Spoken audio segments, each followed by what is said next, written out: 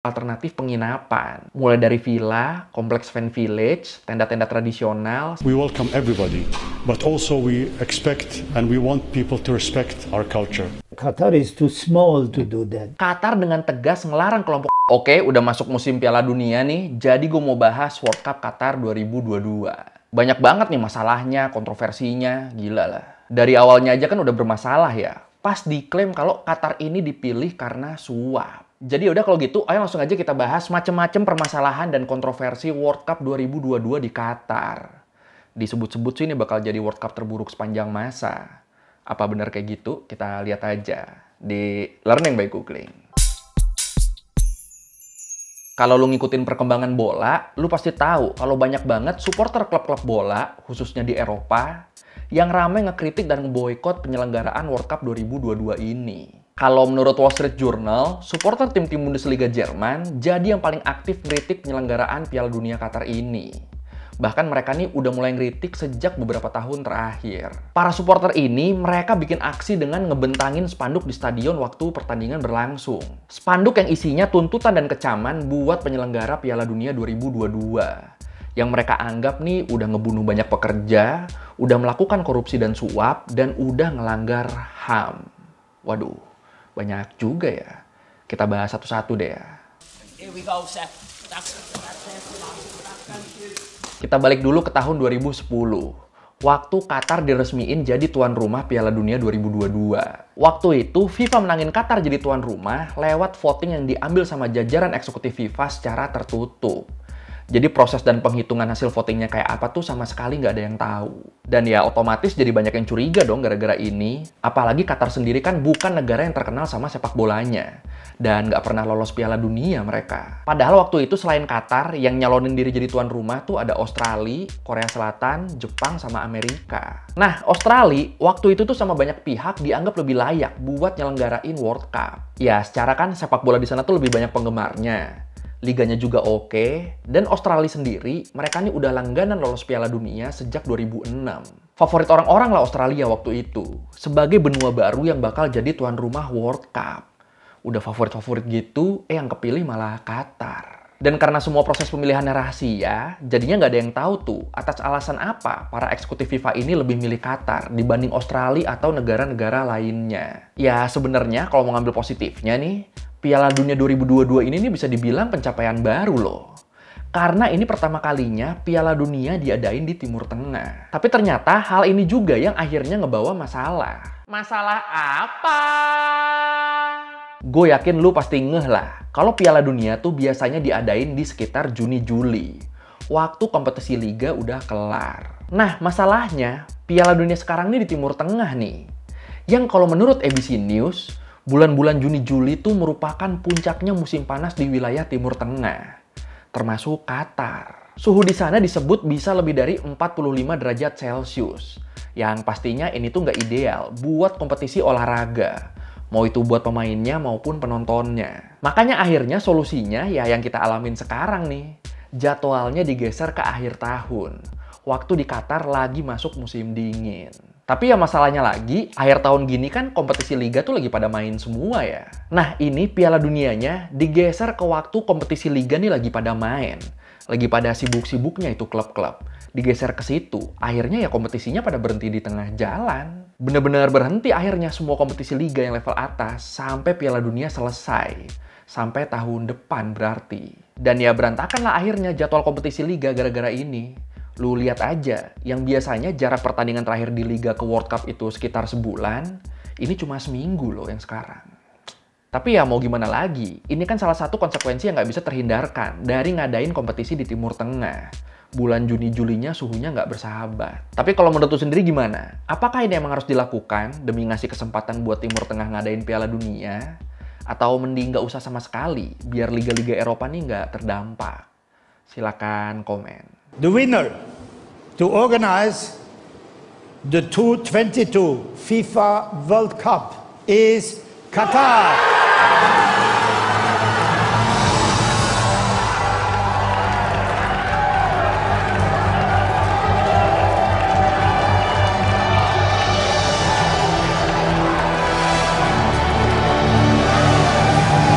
Lanjut ke masalah selanjutnya. Kayak yang gue bilang tadi, Qatar tuh bukan negara yang maniak banget sama sepak bola.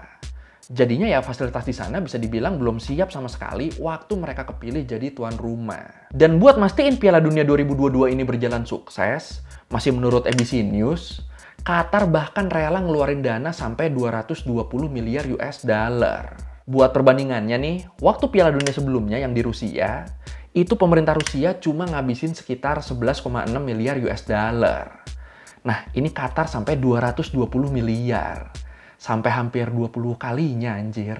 Gila. Emang duit segitu dipakai buat apa aja? Yang pasti buat ngebangun dan ngerenovasi stadion-stadion yang bakal jadi venue. Terus juga buat ngebangun sistem kereta metro yang bakal jadi sarana transportasi. Ditambah ngebangun kompleks hotel dan akomodasi lainnya. Sampai yang paling gila nih, ngebangun kota Lusail dari nol. Iya, jadi waktu tahun 2010, waktu mereka kepilih, ini kotanya nih bener-bener belum ada. Tapi udah diproyeksikan bakal jadi kota sepak bola dan bakal jadi tempat berlangsungnya final World Cup 2022. Gila ya, gila. Qatar is building the city of the future. Lusail is a 15-minute drive north of the nation's capital.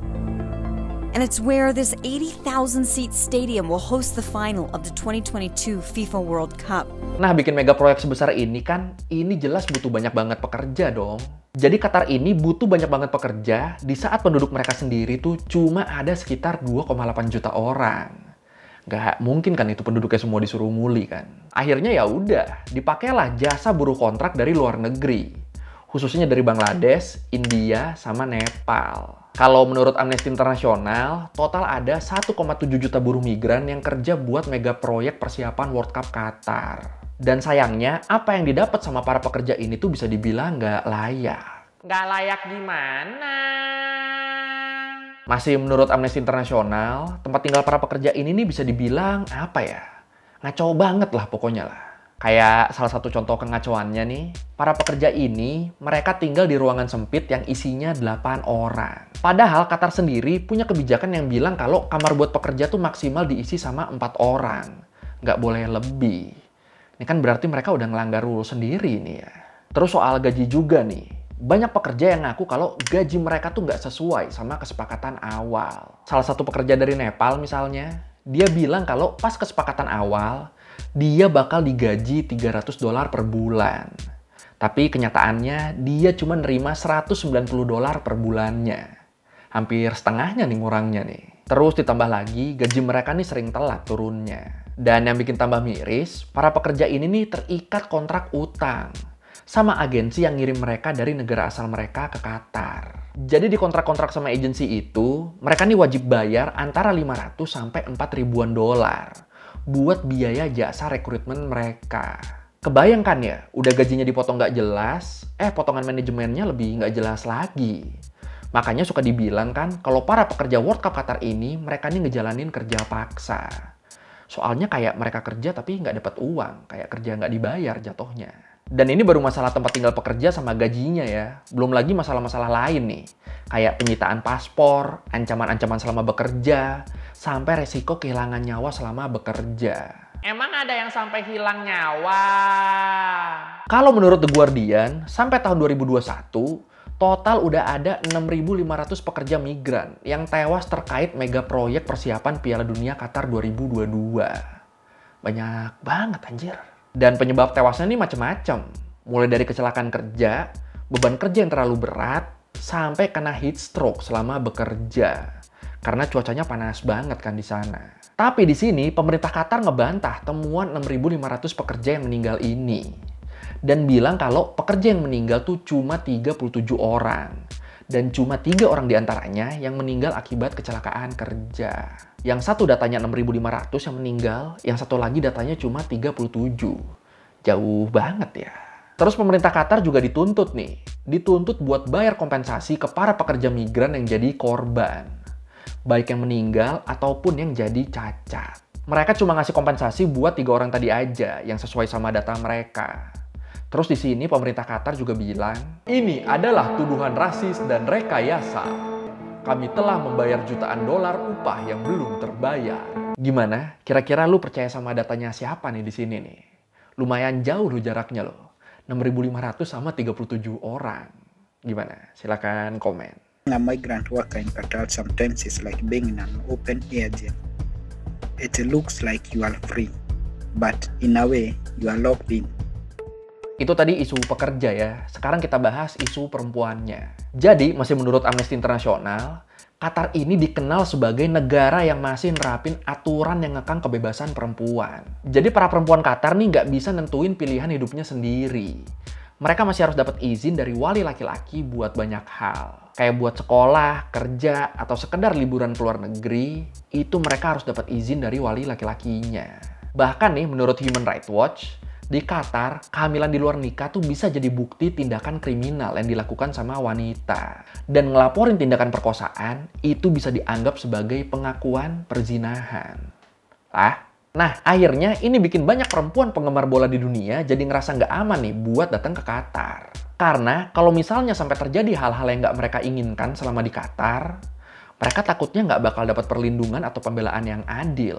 Karena ya itu tadi, ngelaporin jadi korban perkosaan aja kan malah dianggap ngakuin perzinahan. Padahal yang ngelakuin karena mau dan yang ngelakuin karena dipaksa ini kan jelas-jelas beda ya. Terus ini juga nih, salah satu yang paling rame nih. Gue yakin lu juga nunggu gue ngebahas yang ini nih. Qatar dengan tegas ngelarang kelompok LGBT buat masuk ke negara mereka. Karena di Qatar, LGBT ini termasuk pelanggaran berat yang bisa dijatuhin hukuman penjara atau bahkan sampai hukuman mati. Jadi, kalau sampai ada LGBT yang maksain buat datang ke sana, dan mereka nunjukin tindak tanduk mereka sebagai LGBT, ya siap-siap aja. Ya langsung lah, pro kontra ini dibahas di mana-mana. Bahkan sampai ke kita. Sampai ke negara yang nggak lolos World Cup. Dan yang mau berangkat ke Qatar buat nonton juga, gue yakin nggak banyak dari sini. Jadi sedih ya. Akhirnya ya isu-isu ini, isu perempuan dan LGBT ini dapat tentangan keras dari banyak pihak. Keputusan Qatar ini dianggap nggak sesuai sama image yang pengen dibangun FIFA. Image kalau sepak bola tuh bisa menyatukan dunia. Kalau menurut lo sendiri ini gimana, Bang? Gini nih, kalau buat yang isu perempuan itu gue setuju.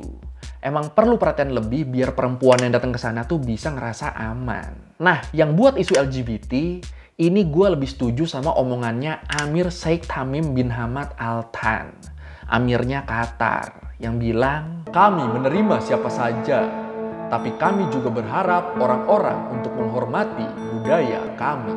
Nah, itu gue setuju sama pernyataan itu. Sesuai sama peribahasa yang selalu gue pegang sih, di mana kaki berpijak, di situ langit dijunjung. Lu datang kemana, ya ikutin aturan-aturan yang ada di situ. Ya menurut gue sih nggak bisa ya, gara-gara ada event internasional, terus aturan dan budaya mereka juga harus ikutan berubah dulu sementara waktu. Yang tadinya selama ini ngelarang sesama jenis, tahu-tahu jadi ngebolehin sampai eventnya kelar. Nggak setuju sih gue sama itu. Kalau turnamennya misalnya di Eropa atau di Amerika juga kan, itu kan pendatangnya pasti yang harus adaptasi ke budaya dan rules-rules di sana. Nah ya ini sama aja, cuma tempatnya aja yang beda. Kebetulan yang sekarang nih lagi di Timur Tengah. Kalau masalah pekerja dan sejenisnya, iya itu emang ngaco. Tapi kalau yang LGBT ini kan udah menyangkut budaya dan kepercayaan sana ya.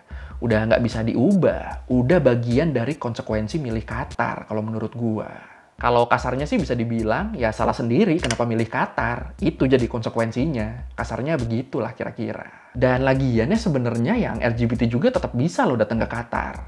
Asalkan selama di sana mereka nggak nunjukin kalau mereka adalah LGBT. Asalkan selama di sana mereka ngehormatin aturan-aturan yang berlaku di sana. Tetap bisa datang gitu. Jadi ya itulah pandangan gua tentang isu-isu ini. Kalau pandangan lu sendiri gimana? Silahkan komen. We welcome everybody, but also we expect and we want people to respect our culture. Nah, beberapa minggu lalu, dunia sepak bola kaget lagi nih. Gara-gara pernyataan Sepp Blatter, mantan presiden FIFA. Dia bilang kalau penunjukan Qatar jadi tuan rumah Piala Dunia 2022 ini adalah sebuah kesalahan. Terus dia juga nambahin, Qatar adalah pilihan yang buruk. Negara ini terlalu kecil untuk sepak bola dan kejuaraan dunia seperti Piala Dunia. Padahal yang resmiin Qatar waktu 2010 kan dia juga.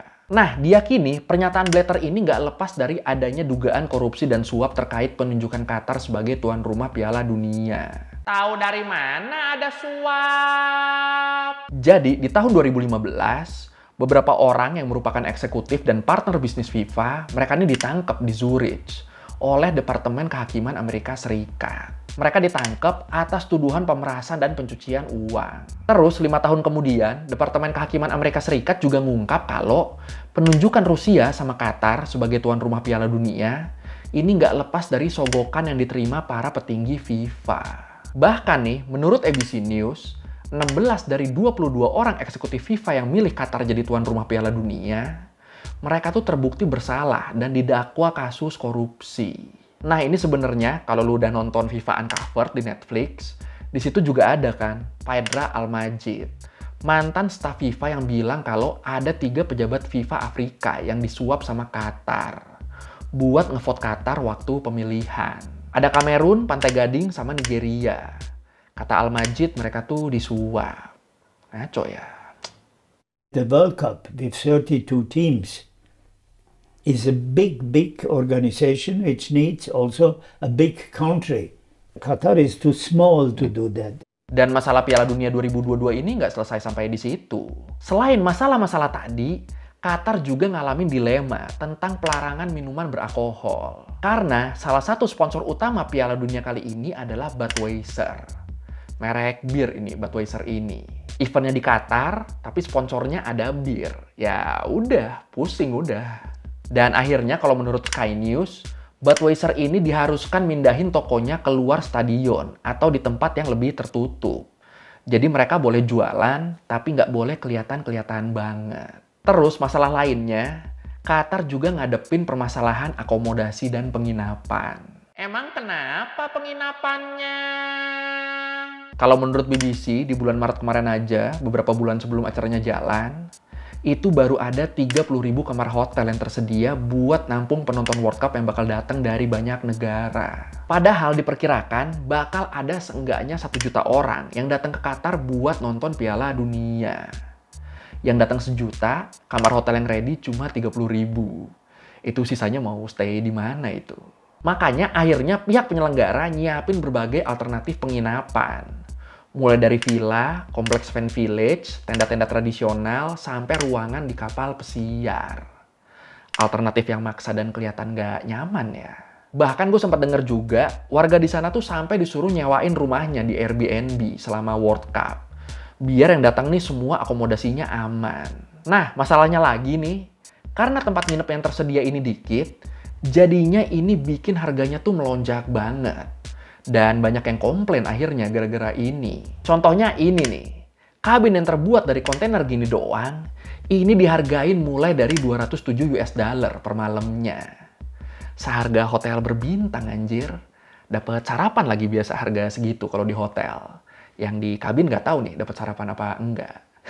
Tapi menurut lu sendiri gimana? Apakah World Cup Qatar ini bakal jadi Piala Dunia terburuk? Atau sebaliknya? Atau lu percaya ini bakal jadi langkah baru di dunia sepak bola? Silakan komen.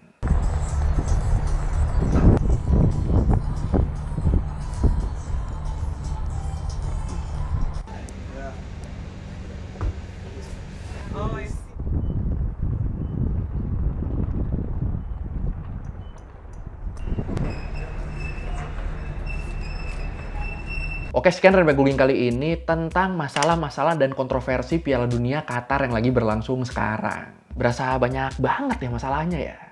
Kalau gue inget Piala Dunia yang 2010 yang di Afrika Selatan, itu masalahnya tuh cuma Vuvuzela loh. Yang di Qatar banyak banget, jir. Gila. Kalau lo merevisi gue udah salah, atau lo mau nanya, atau lo mau nambahin yang gak ada di video, bisa lo tulis di komen, kita diskusi di situ kayak biasa. Sekali lagi, thank you dan nonton, jangan lupa like, comment, subscribe. Bye.